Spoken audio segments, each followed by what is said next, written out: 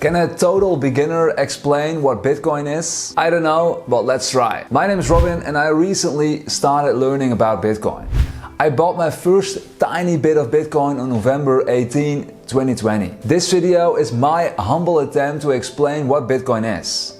Please be kind in the comments. So I think the best way to explain what Bitcoin is by using the 11 characteristics that make good money. Good money? Do we also have bad money? Well, we didn't always use paper money as we do now. At first, we used the barter system or the exchange system. We exchanged services or goods in return for other services or goods. I give you a cow and you give me an apple. But this barter system wasn't useful in many situations, so we came up with a different money system. We used metals like gold, silver and copper as money. Then paper money came into existence and after that credit cards. That's a short story, of course. As you can see, the money system became more comfortable to use as it's far easier to carry around a credit card than a cow, for instance. Nevertheless, many people have their doubts about the current money system in the world. Bitcoin supporters especially think that Bitcoin could be the next big thing.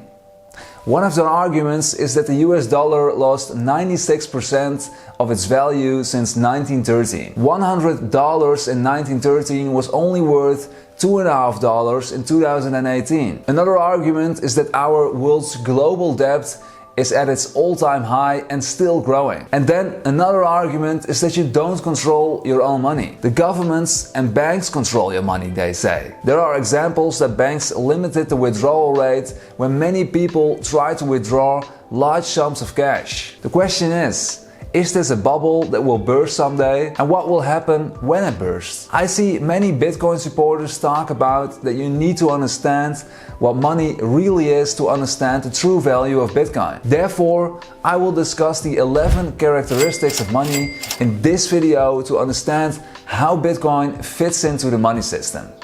And the first of the 11 characteristics of money I'm going to discuss in this video is divisibility.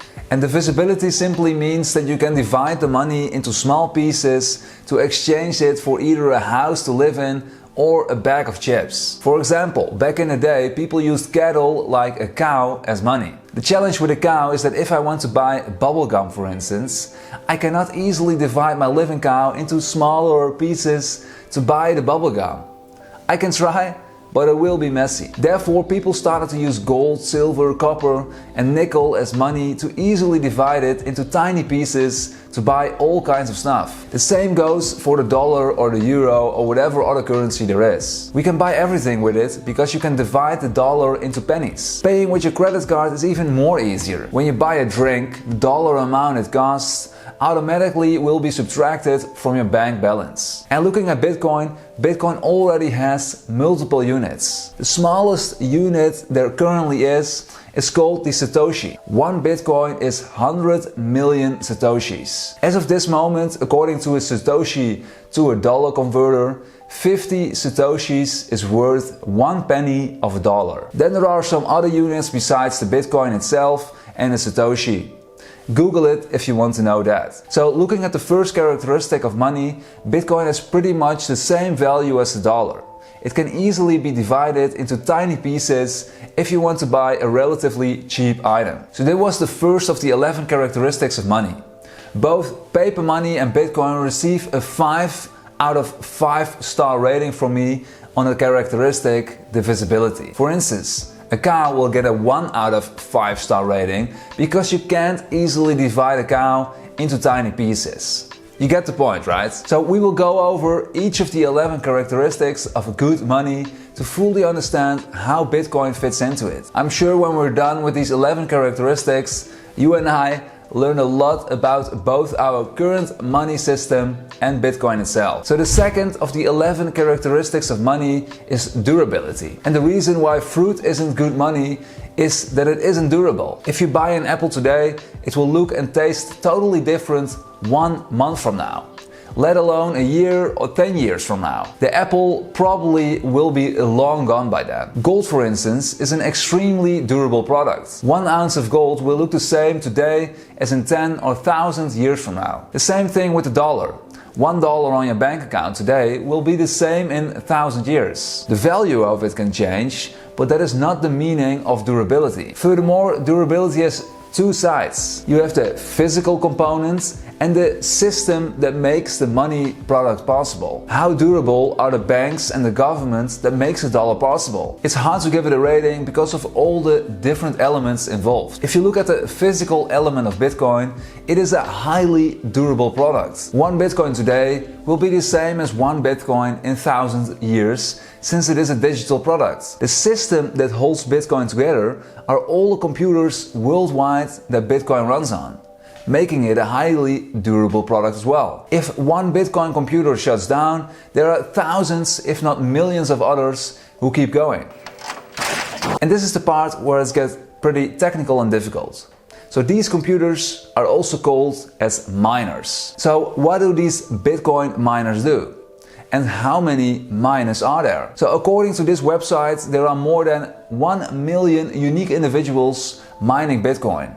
And these are just people like you and me. In an article from Quora, it says probably way more than 150,000 miners. In other words, probably no one knows exactly how many people are mining Bitcoin. So what do these miners do precisely? Well, these miners' role is to verify all the transactions taking place on the Bitcoin's network. It's basically the same thing as what your bank is doing when you make a transaction when paying for something online, for instance. They will subtract the amount of money you agree to pay and send that money to someone else. To Amazon, for instance, if you order something in their online store. Because there isn't just one entity like a bank on Bitcoin system, they came up with a different way of validating transactions. Verifying transactions on Bitcoin's network means computers must solve a challenging math problem. Compare it with a math equation you learn in school, but then way more time consuming. Every 10 minutes, all the mining computers have the chance to solve the math problem. When the math problem is solved, a new block is created.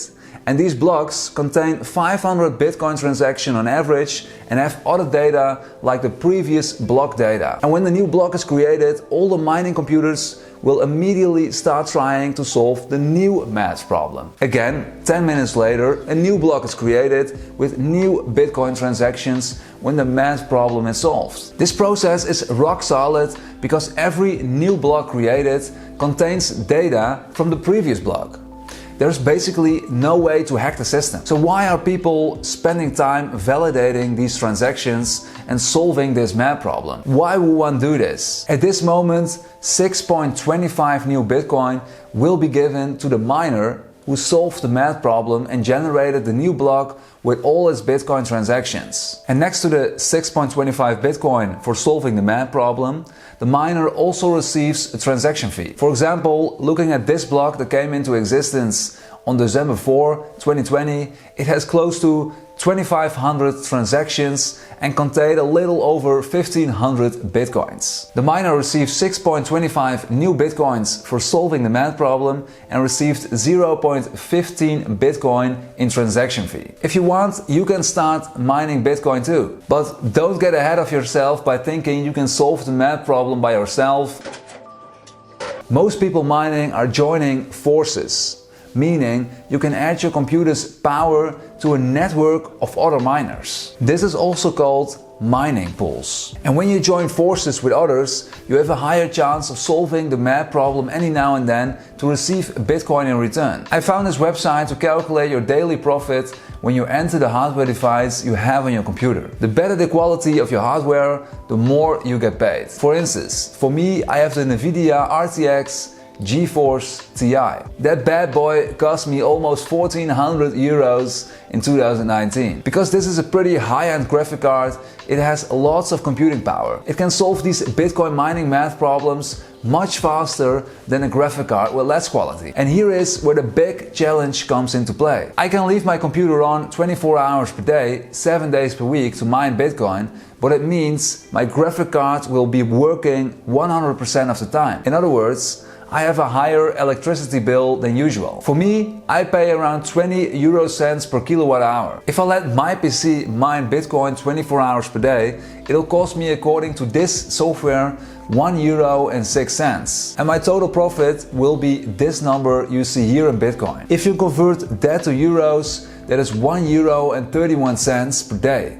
or 34 euros and 84 cents per month. As you can see, according to the calculations, it isn't that lucrative since the profit shown earlier didn't even consider my computer's hardware costs. It is also why most miners are based in countries with low electricity costs like China, Russia, etc. And if you didn't know yet, Bitcoin has a maximum number of available coins, which is 21 million Bitcoins. And no one can tell for sure what will happen after all 21 million Bitcoins are mined. When we reach the point of 21 million Bitcoins in circulations, the miners won't receive new Bitcoin for solving the math problem. No! God, please, no! The only incentive left to mine Bitcoin then will be the transaction fee. But will the transaction fee be enough to cover all the costs involved in mining Bitcoin? Will the transaction fees skyrocket, making it too expensive to make Bitcoin transactions? Remember, without miners, Bitcoin cannot exist because then transactions won't be validated.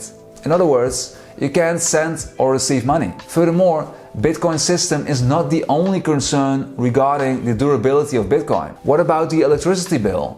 What if the price of electricity will go up in the future? What if the costs of the hardware systems will go up? What if government interferes in buying and selling Bitcoin? Can the government interfere? Or is that not even possible? Anyhow, these are some of the questions I'm having I can't seem to find a definite answer for. But then again, I'm pretty new to Bitcoin and only understand a tiny bit of it. So please let me know in the comments if I said something incorrect or if you want to elaborate on some of the things I discussed. So all in all, how I see it, Bitcoin's system durability has some unanswered questions, creating insecurities for me. Since paper money system is backed by the government, I'll give the durability of paper money a 5 out of 5-star rating and Bitcoin system a 4 out of 5-star rating on the characteristic durability. The third of the 11 characteristics of money is transportability or portability as people call it. This characteristic is pretty self-explanatory.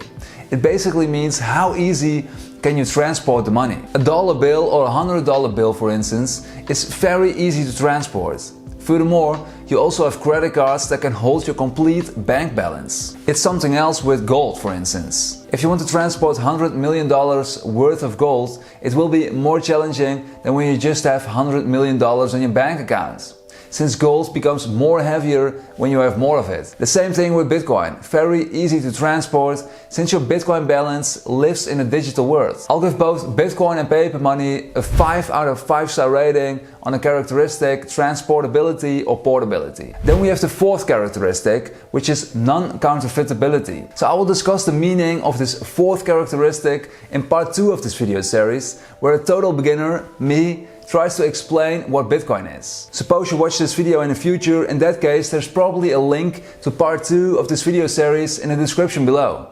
Else you need to wait for a couple of days for part 2. Anyway, I hope to see you in part 2. I also would like to know what you think of my attempt to explain Bitcoin as a total beginner. Please let me know if there were any parts in the video where you could just slap my face because I was totally wrong on something. So that's all I got to say for today. Stay hydrated, stay healthy, and good luck with your journey to earning that daily bread for you and your family. Robbin out.